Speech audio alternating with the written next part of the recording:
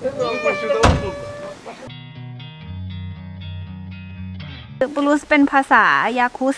เนี่ยแหละค่ะน้ำแข็งที่ว่า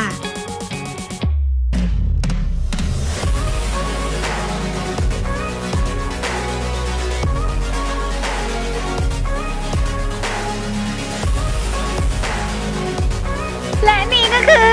ปูรุส มาโผล่อีกที่หนึ่งแล้วนะคะตรงนี้คือโบสถ์ของนิกายออร์โธดอกซ์นะคะแล้วก็ซาชาบอกว่ามันเป็นโบสถ์ที่เก่าแก่มากแล้วก็แต่ว่าที่เห็นอยู่ตรงนี้คือมันได้รับการซ่อมแซมบำรุงอะไรเรียบร้อยแล้วนะคะแต่ว่าดีไซน์อะไรต่างๆก็คือยังเป็นแบบสมัยก่อนอยู่นะไปเข้าไปดูข้างในกันว่าโบสถ์ข้างในจะเหมือนในโบสถ์ในไทยหรือเปล่านะคะรู้เพราะว่าเรียนโรงเรียนคริสต์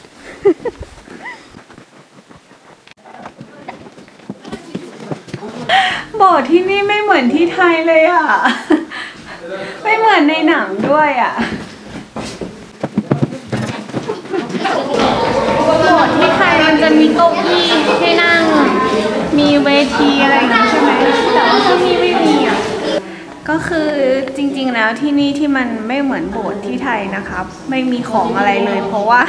เขาเพิ่งปรับปรุงนะคะก็เลยยังไม่ได้เอาเก้าอี้อะไรมาวางไม้กางเขนอะไรก็ยังไม่มีเลยนะเนี่ยก็จะมีแค่โคมไฟที่ตกแต่งอะไรเรียบร้อยพื้นที่ทำใหม่ชั้นสองบันไดชันมากขึ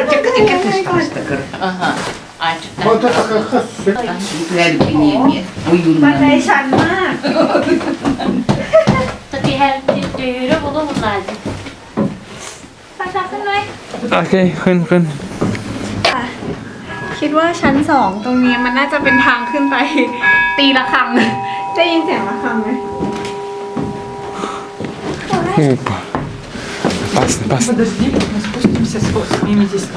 โอเคตอนนี้เดินขึ้นมาข้างบนแล้วนะคะเหมือนเป็นจุดชมวิวเลยแล้วก็มองไปข้างนอกก็จะเห็นทั้งเมืองเลยนะคะอันนี้คือชนบทนะไม่ใช่ในเมืองนะคะบ้านชนบทเขาก็จะใช้ไม้อะไรอย่างนี้กันเนาะไม่เหมือนในเมืองที่จะเป็นแบบอยู่ในอพาร์ตเมนต์อะไรอย่างเงี้ยแล้วก็ตรงนี้นะคะที่เป็นบ้านเก่าๆบ้านไม้ข้างบนที่มันเป็นป้อมขึ้นมาตรงเนี้ยซาชาบอกว่ายามเขาจะมาสมัยก่อนนะสมัยก่อนจะมียามขึ้นมาดูสอดส่องดูแลความเรียบร้อยอะไรอย่างเงี้ยนะคะตรงเนี้ยก็คือป้อมยามนิดหนึ่งใช่ไหมตีเหรอ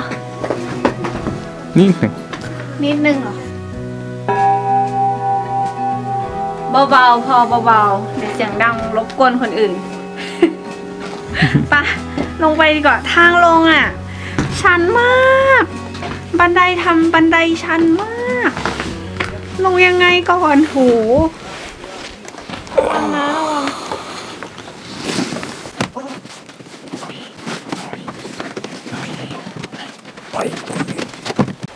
ตรงนี้คือมิวเซียมนะคะทุกคน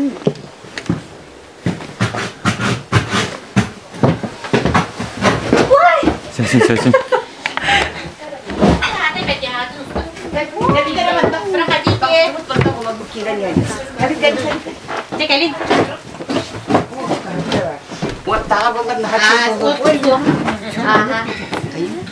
Sakasirin kudil ditabatan aruna kalau jenang kemuhanan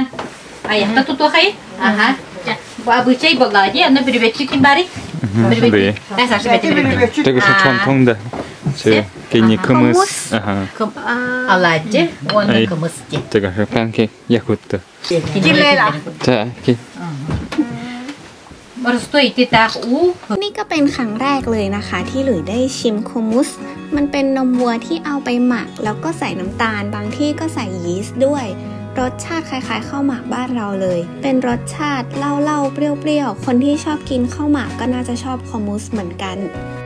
ส่วนตรงนี้จะเป็นโซนพิพิธภัณฑ์ที่แสดงให้เห็นถึงชีวิตความเป็นอยู่ของชาวยาคุสในสมัยก่อนคนที่นี่จะล่าสัตว์เพื่อเป็นอาหารนะคะ ตรงนี้ก็เป็นหน้าตาของสัตว์ป่าที่สมัยก่อนเขาล่าไว้กินกันนะตรงนี้ก็เป็นบ้านสมัยก่อนนะคะถ้าช่วงหน้าร้อนเขาจะออกมาอยู่บ้านแบบนี้กันเพราะว่าอากาศมันถ่ายเทได้สะดวกกว่าและนี่ก็จะเป็นบ้านฤดูหนาวนะคะแล้วก็มีโรงเก็บสัตว์ด้วยอย่างพวกวัวม้าก็จะนอนในนี้อันนี้เป็นแม่พิมพ์ไว้สำหรับทำเนยสมัยนี้ไม่ค่อยมีใครใช้เท่าไหร่แล้วนะคะเตารีดพวกนี้ก็เหมือนที่ไทยเลยเนาะสมัยก่อนคนไทยก็ใช้เตารีดแบบนี้อันนี้เป็นปลาอะไรไม่รู้ไม่แน่ใจเหมือนกันแต่ว่าฟันมันน่ากลัวมากเลยโซนนี้ก็จะเป็นโซนอุปกรณ์ล่าสัตว์นะคะที่ตกปลาอันใหญ่มากเพราะว่าปลาที่นี่มันตัวใหญ่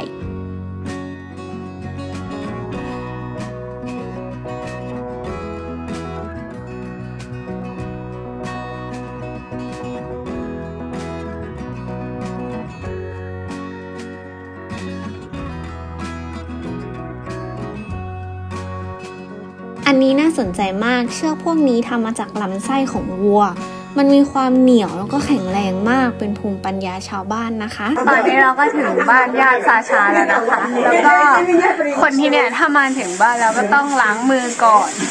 นี่ล้างแบบนี้นะคะเนี่ยแต่ไม่เคยล้างมือแบบนี้เลยอันนี้คือการล้างมือของคนที่นี่นะคะแล้วก็อันนี้ข้างล่างนี้ไม่มีท่อนะไม่มีท่อ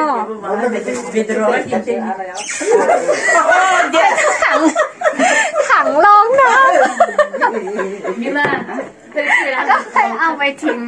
ข้างนอกนะคะตรงนี้เป็นห้องเก็บของใต้ดินของที่เอาลงไปเก็บใต้ดินของแต่ละบ้านก็อาจจะไม่เหมือนกันแต่ส่วนใหญ่เขาก็จะเก็บพวกมันฝรั่งแล้วก็ผักต่างๆ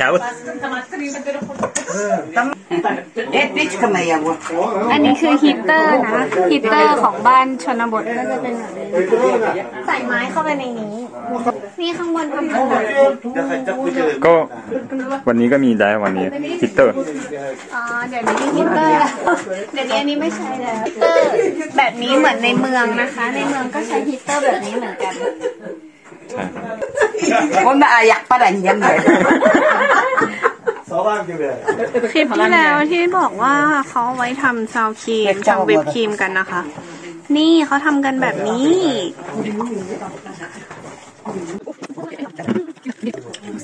ควายМолодец. Я были бы бака дерба. เป็นไงเลยมันหนืดแล้วมันก็ไม่ได้ง่ายอย่างที่คิดนะพอมันหนืดแล้วมันก็ยาก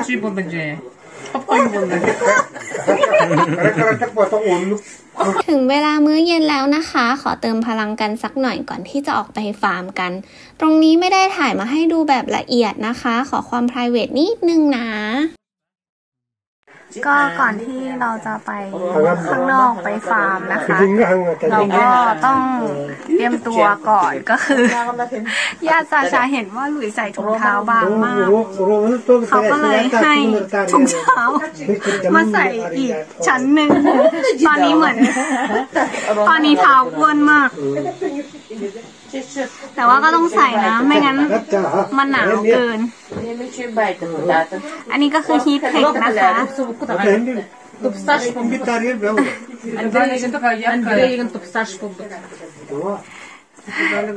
ปะพร้อมยังตอนนี้ก็คือใส่รองเท้าไม่ได้แล้วนะไม่บอกกันรองเท้าอยู่บ้านใส่ไม่ได้แล้วจ้าเพราะว่าถุงเท้าหนาเกิน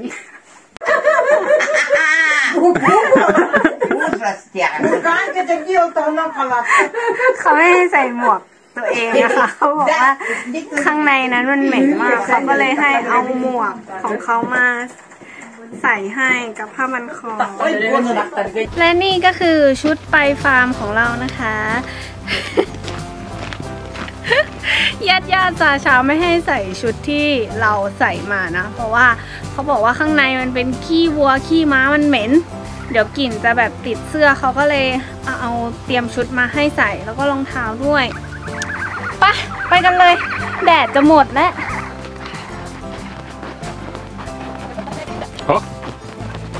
ก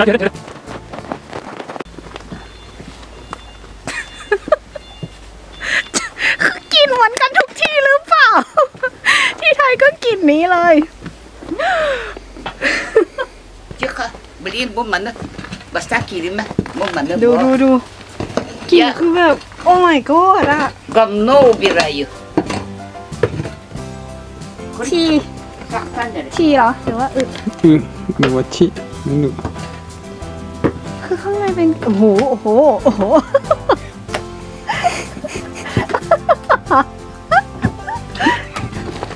ก็เนี่ยวิถีชีวิตของคนที่เนี่ยอยากรู้มากนักพอมาดูแล้วนะ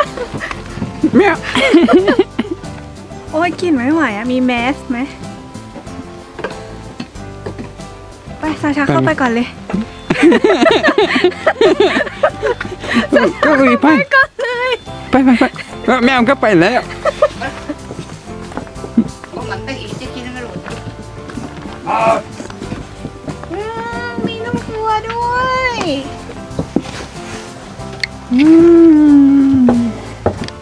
น่ารักมาก Mana tak? Bu mana kada สวั korum? สดีครับเธอ Bu biji. โอ้เขาเอาออกไปคุยข้างนอก ตัดละโอ้ กินนมแม่ เขาเอาเชือกคล้องคอไว้อ่ะทุกคนมันไม่เห็น มันต้องเข้าไปถ่าย ถึงฉัน Tay. Buat shot. Bu. Mana ya? Bu mana tu? กินอย่างหิวโหย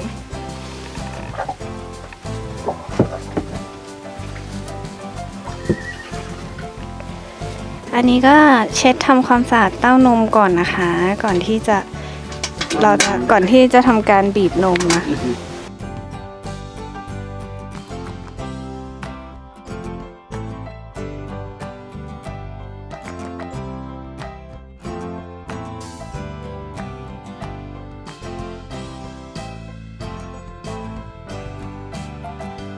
นี่นะคะก็คือวิธีการรีดนมวัวนะสลับเต้าไปเรื่อยๆตรงนี้ก็เป็นคอกม้านะคะหรือไม่แน่ใจเหมือนกันว่าม้าที่นี่คือพันธุ์อะไรหน้าตามันไม่เหมือนม้าที่ไทยเลยม้าที่ไทยมันจะสูงขนสั้นแต่ว่าที่นี่มันตัวเล็กแล้วก็ขนยาวมีคนบอกว่ามันเป็นม้าแคระหรือเปล่าใครรู้ก็ช่วยคอมเมนต์บอกกันหน่อยนะคะ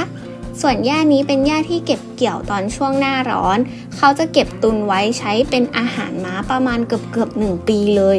แล้วดูความเขียวของมันสิมันยังเขียวอยู่เลยอะมันไม่ได้กลายเป็นฟางหญ้าแห้งๆเหมือนที่ไทยนะคะเพราะว่าอากาศที่นี่มันหนาวก็รักษาความสดใหม่ของหญ้าได้ในระดับหนึ่งเลยนะอักกล้องไหนจ้าเจ้าของบ้านจ้า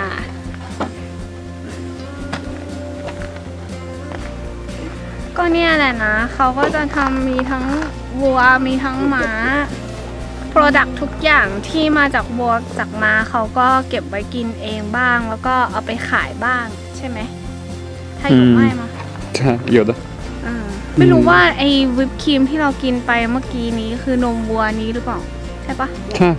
ใช่เหรอใช่อ๋อกินโฮมเมดเลยนะใช่ Dairy Product นมข้นหวานอะไรทุกอย่างก็ใช้นี่ตรงนี้หมดเลยอันนั้นขี้รู้ขี้เหม็นมากแต่พอออกมากลิ่นก็หายไปเลยนะเหม็นแค่ข้างในนะแค่นั้นแหละเพราะว่าข้างนอกอากาศค่อนข้างดีทั้งเมืองเลยอากาศมันแบบเฟรช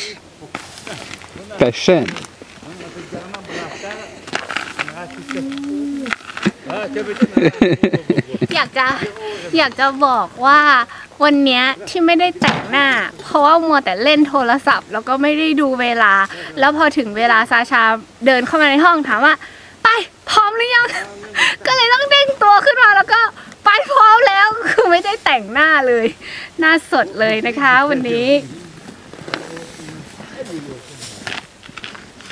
ไปซาชามาถ่ายซาชาบ้างว่าซาชาแต่งตัวยังไงโอเคนี่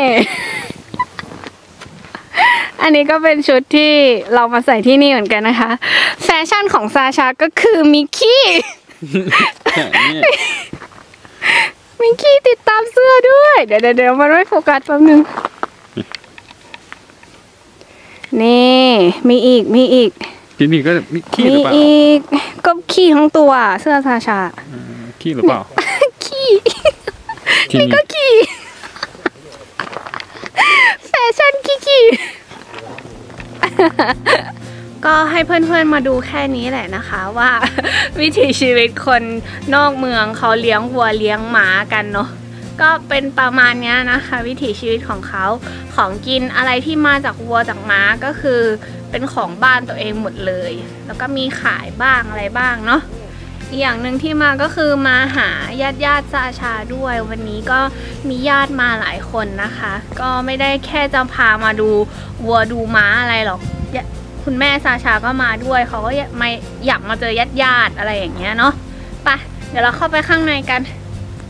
ไปกินเค้กต่อไม่เดิมอีก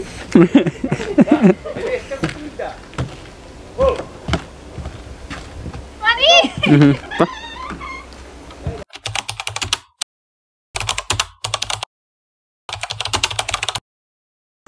รั้วบ้านที่นี่นะคะก็เป็นเหมือนคอกม้าเลยอ่ะเป็นคอกวัว